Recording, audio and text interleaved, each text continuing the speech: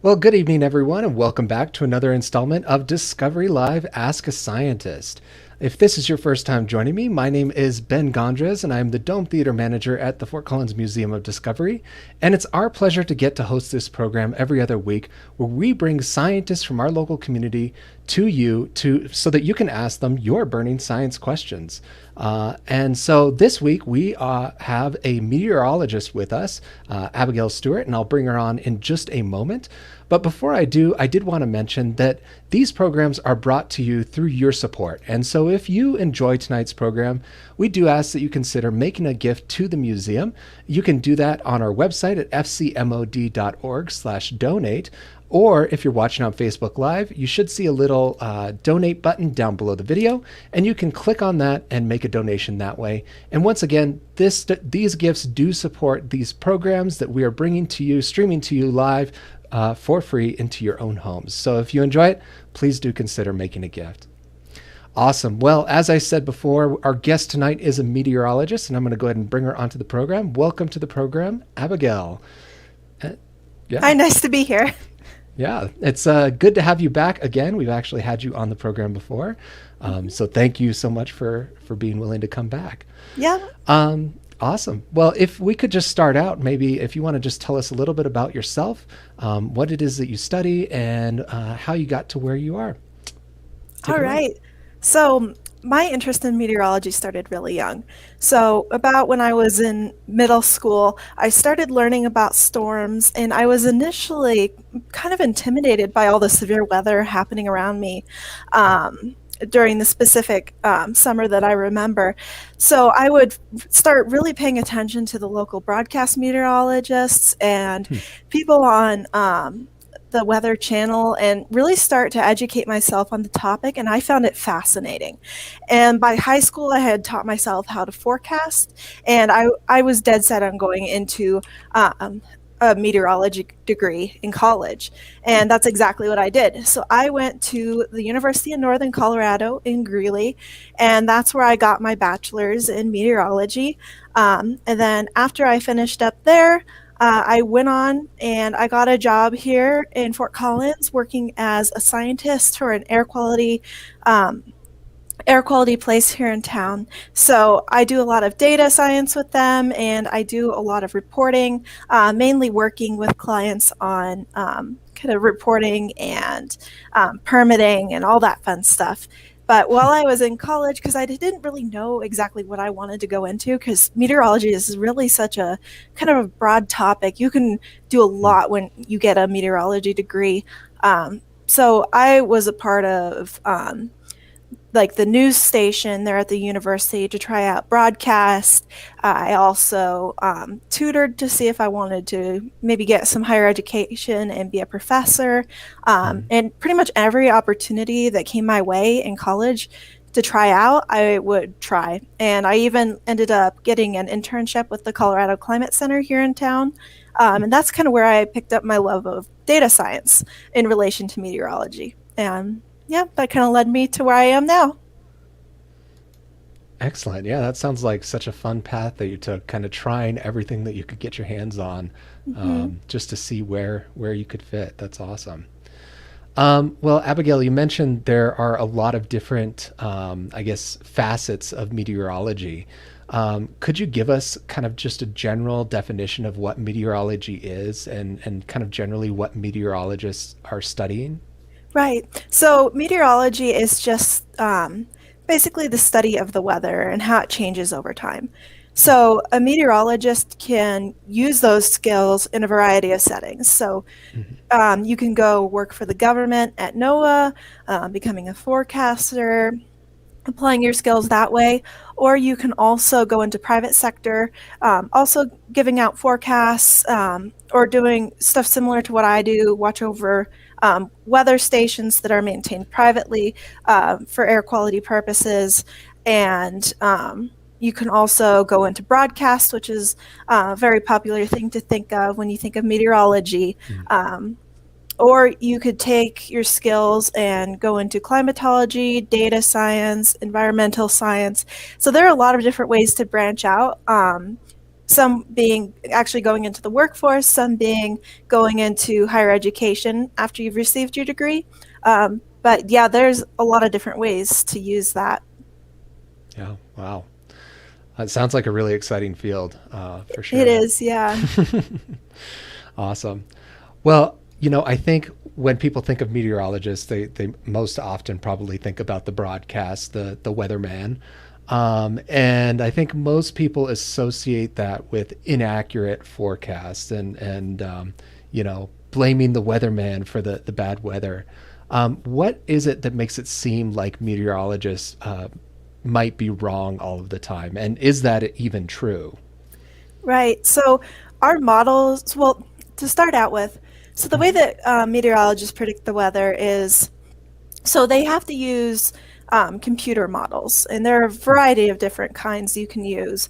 But basically, what those models do is they ingest actual data that's been recorded every day, and then they extrapolate that out using equations that you can find in physics, calculus, stuff like that, Wow. to basically move it along and see at a certain point in time where it thinks a certain kind of bubble of air or storm system or what have you may be in the future. Hmm. So, and so a meteorologist's forecastability is really only as good as how well those models are able to progress those bubbles of air and storms Hmm. forward. And some are better than others. That's why to be a good forecaster and meteorologist, you really have to know the strengths and limitations of all those models and how to get certain data that to use for your forecasts. So most of those models have improved exponentially since they were first created, and now with kind of the better computer technology, they are a lot better, and they are getting a lot better and more accurate. Hmm. But again, they're limited by their computing power, which is why a forecast model will essentially only take a certain square on a map and look at that. So it's almost like if you look at a super pixelated picture, you would essentially would want the smallest number of pixels so that you could Hmm. see a clearer image, but the computer can only calculate so much before it takes too long to run and it's Right. no longer a forecast. So Hmm. it is getting better. Sometimes it is inaccurate just because of the limitations that we have, but Hmm. a good meteorologist is really will always be able to kind of pick and choose what looks the most realistic for a certain situation. Right. Well, and it seems like that kind of pixel analogy is also true as far as well, and maybe this is the way that you said it, but the geographic area as well. And because it seems like, sometimes we have weather events here in northern Colorado where I think even yesterday in Weld County, they got hail. And at least where I was in Fort Collins, we just got some heavy rain. And so, kind of, making a forecast for a large geographic area doesn't always work out. Is that correct? Yeah, so generally the higher or the lower the resolution, Hmm. indicating the larger the pixel, Hmm. essentially, the harder it is to pinpoint those certain storms and really tell for sure where they're going to go. And of course, when you're dealing with a lot of uncertainty just at one point, as soon as you start extrapolating that outwards with time, it's going to get even more and more uncertain. So that's why we like as small of pixels as we can get within the models, but not so much that it stresses the model out to the Hmm. point where it's unusable. Yeah, that makes a lot of sense. So are things like 10-day forecasts, are those even useful to people? I tend not to trust them. It depends on the storm system as well. But Yeah. generally, I would say 24 to 48 hours out is going to be um, the most accurate forecast you're going to get. Yeah. So that's when you can And really start trusting it. And snowstorms are an entirely different deal. oh. That requires even more or even less time ahead of it, the actual event, in order to be forecasted accurately. So Hmm. snow totals 2 weeks out, a week out is kind of eh. But could the night before the event's supposed to happen, I'll usually believe that number. Okay. Okay. That's really good to know. Mhm. So you said you work specifically right now in air quality. And can you talk a little bit about what that means? Are you measuring particulates in the air, pollutants, different things like that? And I think, if I recall correctly, last time you were on, the wildfires were happening as well. So we were having a lot of air quality issues during that. But Mhm. yeah, can you just Yeah. kind of talk about that? For sure. So, what I do, so I work for a private company, and Hmm. what we're contracted to do is basically we provide expertise in installing monitors and for different pollutants and also met stations for clients so that they can collect data and monitor and report that data to either state or federal agencies. Um, so yeah, anything that the EPA would consider deem worthy of monitoring, Hmm. um, like NOx, SO2, particulates, and then a bunch of other hazardous air pollutants, what we call them. Um, Hmm. if they decide that a client needs to monitor a certain pollutant based on kind of what they're doing, what their business is, that's what we'll monitor for them. Okay. Yeah, it's so interesting as as time progresses and technology increases and we learn about all these things that we're kind of putting out there into the world, learning how to mitigate that. And I think that's, really important, as we move forward as a species, I guess, so Hmm. that we don't destroy this planet. Well, speaking of pollutants and the dangerous effects of those, can you talk a little bit about climate change and well, actually, first, I'm curious the difference between weather and climate. Can you speak a little bit to that? Right. So weather is what's happening right now. So that's in the short term. Hmm. And then climate will be a long-term average of those weather patterns. So typically, when we speak of a climate pattern, we're talking about 30 years worth of data needed to go into that assessment. Okay. But there are weather-related effects, perhaps that we are witnessing right now. Is that a true statement Um, Weather-related from effects. climate change? Sure, we can track specific weather-related events, such Hmm. as when wildfires happen and hurricane trends and stuff like that, to as indicators of a changing climate.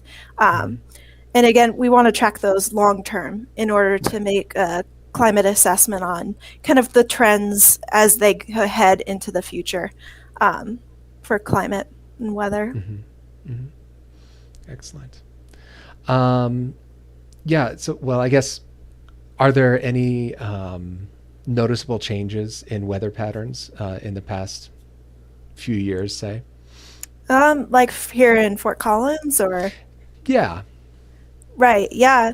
So, Well, like you um, mentioned, wildfires as one, perhaps. right, yeah. So we can talk about wildfires for a little bit. Sure. So the the way that climate will interact with kind of wildfires to produce either an active or not so active wildfire season is basically something that we would um, call like wild or let me put it this way. So, do you know kind of what a red flag warning when that's issued, what that kind of indicates? Yeah. Hmm. Is that an air quality warning? So that would be for if conditions are favorable for wildfires Oh, to right. Yes. spread. Okay. Yeah. Yep. And then so that would mostly indicate high winds, low humidity, higher temperatures, so things that would make a wildfire grow really fast out of control. Mm, okay. So we can track how long those types of conditions persist over what would be a normal wildfire season here in Hmm. Colorado. And we can look and see changes over time of how that's either lengthening or shortening in duration Hmm. over the past 30 years, 10 years, 30 years, So what what's actually pretty interesting, I was reading that the um, so that length of the wildfire season here in Colorado Hmm. is actually getting longer. Wow. So meaning that those conditions favorable for wildfires, such as that low humidity, warm temperatures, stuff like that, is actually getting longer, Hmm. and is tracked to be doing so. So that's one way that we can really assess um, how the climate around us is impacting um, weather conditions and conditions that would be favorable to um, certain natural disasters around us. Hmm. Yeah, that's a really great example. Yeah. Mm-hmm. So I have another random question here. Mm-hmm. um, a lot of weather events are named, and is that what's the purpose behind that naming? And I'm thinking mostly of like tropical storms, but I think other weather events have been named in the recent past. Is that just a gimmick, or is there a purpose behind that?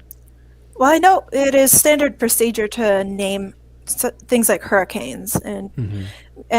so the NOAA will do that, and I know that they'll retire certain names if there are storms that go through with those names that have really damaging effects. Oh wow. Um, but I don't know the exact reason why they it's been chosen to name them. I know that it definitely makes it easier to track because sometimes there are multiple hurricanes, stuff like that Right. within the ocean at one time. So it does make it easier to isolate which one you're talking about, and Hmm. within the historical record too, to reference which hurricane is being spoken about. But I know that Hmm. the Weather Channel will name snowstorms. Yeah, I Um, guess as- they're the biggest culprit of that, aren't they? yeah, so that's something that they've chosen to do. So the National Weather Service doesn't follow them in doing Okay. that. Okay. Um, and I think, if I remember correctly, the way that they explained it was that they wanted people to be just as vigilant with the snowstorms as they are with hurricanes and stuff like that. Because I know a lot of these can go off onto the eastern U.S. and be really devastating. So I think that's probably part of the reason why the Weather Channel will choose to do that. Hmm. Excellent. Yeah, I guess that makes a little bit of sense. Hmm.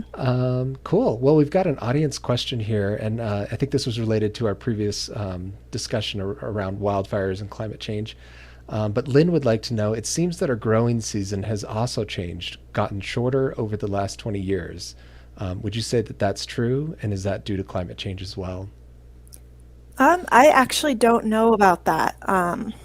So I don't have much experience with kind of growing season, but Hmm. it would make sense if um, kind of because the growing season would want to be have conditions opposite of a red flag condition. Mm-hmm. So where you want a lot of moisture, you want Right.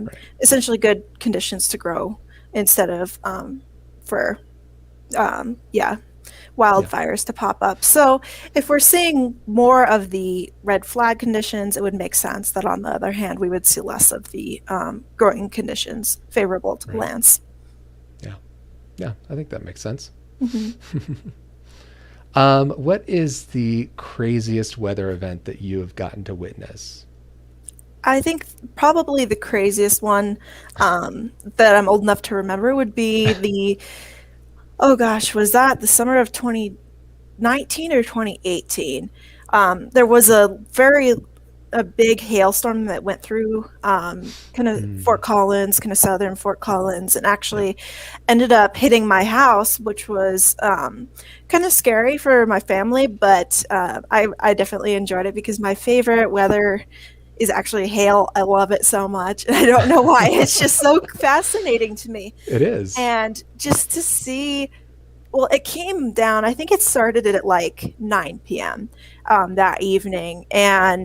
Event, and it lingered for like a half an hour Hmm. with just hen egg sized hailstones raining down on the house. And it was destroying all the trees, Wow. cars, windows. We actually had um, one of our windows was not completely shattered, but had a huge shatter in it, which was very surreal. How much damage these storms can do, um, and yeah, it was an amazing experience. Kind of terrifying in the moment, but um, it was very cool Yeah. looking back. Yeah, looking back. Mhm. Well, I mean, as we are kind of entering hail season, can you talk a little bit about hail and what that is and how do we Yeah. get these giant ice balls falling from the sky? Yeah, absolutely. So here across the Front Range of Colorado, we're actually Hmm. considered to be within the hail belt. So that doesn't necessarily mean that every time a hailstorm comes by, it's huge hailstones, but Right. it is characterized by a lot of um, hailstorms favoring the area. So basically how a hailstorm will form. So you need something called a really strong updraft within a Hmm. cloud.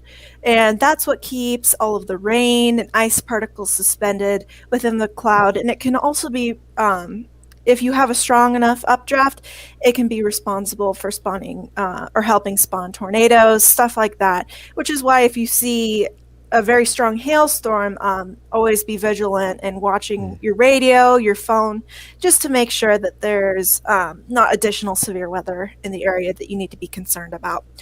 Yeah. But basically, what happens is so there's a part of the cloud that will be very cold where ice can live, and a part of the cloud where water will live Mm.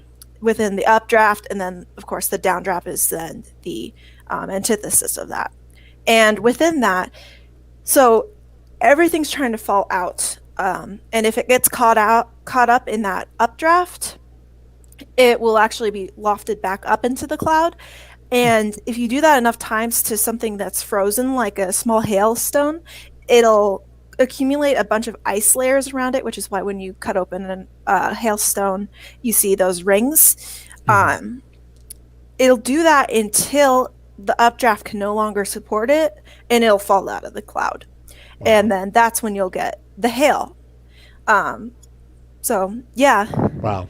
Hmm. That is really cool and Hmm. scary. Yep. Awesome. Well, as you said, sometimes these hailstorms are accompanied by other severe weather, like tornadoes. Um, what tips would you have for somebody in an area that has a tornado warning? What should people be doing if that is an imminent threat? Right. So a tornado warning means that there is really, like you said, an imminent threat to people Hmm. within the area. Hmm. So that needs to not be taken lightly. And the best thing you can do in the case of a tornado warning is to head either to the lowest room on the that's kind of closed in, like if you don't have a basement, if you have a bathroom that's pretty sheltered within the house, doesn't have any Hmm. windows, go there. Otherwise, head to your basement and make sure to stay away from windows and anything that could be used or that could be a projectile.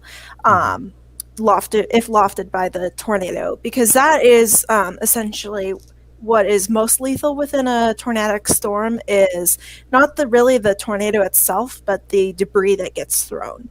And Right. if it hits you, it can be lethal. So making sure that you're fairly well protected. I've heard that even wearing a bicycle helmet will protect you even further if you want that added security. But basically, yeah, don't second guess it, don't overthink it, just go to your designated safe shelter until that warning passes. Yeah. Bicycle helmet. I hadn't even thought of that, but yeah, Hmm. why not? Extra protection. Might as Yep.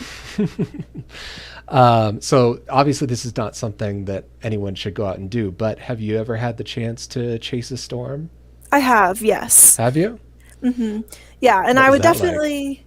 Um, it was a lot of fun. So I've gone out just a few times, and most of those times have been with fellow classmates during while I was in the university. So, and I would highly recommend that if that's something that you decide that you want to do, make sure that you know a lot about the storms, and because they Hmm. do there is specific structures and things to watch out for that a lot of people aren't aware of. So just heading out and deciding to go drive into something like that definitely is not advisable due to Hmm. the safety concerns.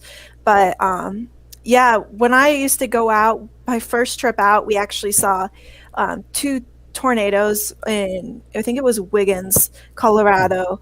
And it was really interesting because here in Colorado, it's very popular to chase actually with people who do, Really? and because in kind of the central states, you get a lot of moisture within the storms. So a lot of the times, the tornadoes and stuff can be rain wrapped.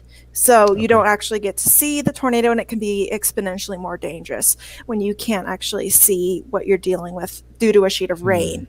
Um, but in Colorado, so you don't really get rain wrapped tornadoes as much.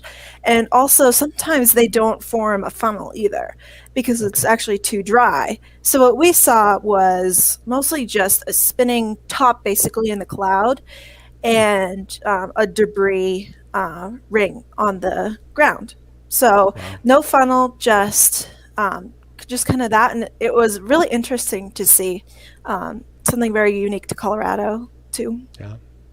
That's awesome. Hmm. Well, we've got a couple other questions from Lynn. Must love weather, Lynn.